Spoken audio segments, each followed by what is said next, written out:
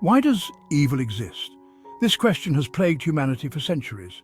From small acts of unkindness to horrific atrocities, evil casts a long shadow over our world. Is there a reason for this darkness, or is it random and meaningless? Theological perspectives often center on free will. Many traditions suggest humans are susceptible to temptation and selfish desires. This inner struggle is a battle between good and evil within our hearts. Each decision we make contributes to the balance of good and evil in the world. The story of Adam and Eve in the Garden of Eden provides a powerful illustration of free will and its consequences. God granted humans the freedom to choose, a gift that sets us apart from other creatures. This freedom, however, comes with a heavy price, the potential for choosing wrongly.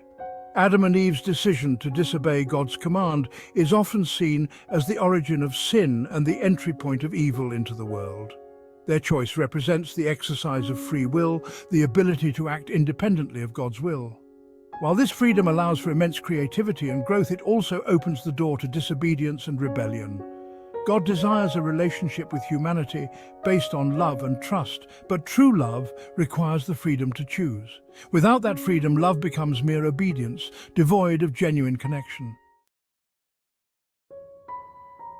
Following the story of Adam and Eve, the biblical narrative introduces Seth, their third son, seen as a righteous figure in contrast to Cain.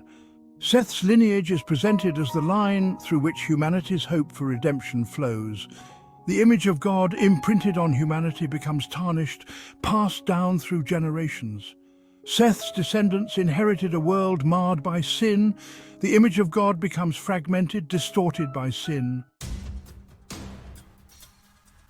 The broken image of God within humanity creates a fertile ground for evil inclination to take root and flourish. Our inherent vulnerability to temptation, passed down through generations, makes us susceptible to selfish desires and destructive impulses. This brokenness manifests in countless ways, from everyday acts of selfishness to acts of violence and oppression. The consequences of this broken image are far-reaching, impacting not only individuals, but also entire communities and societies. We see the effects in broken relationships, social injustices, and the ongoing cycle of violence that plagues our world. Recognizing this vulnerability is the first step towards overcoming it.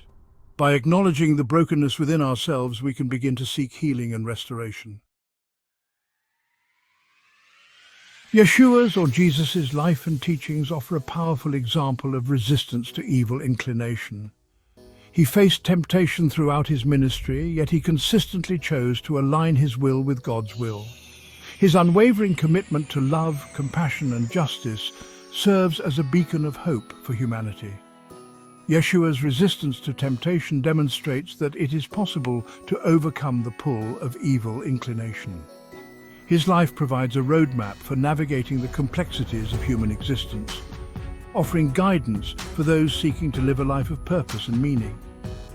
He showed us that even in the face of adversity, we can choose to act with love, integrity, and compassion.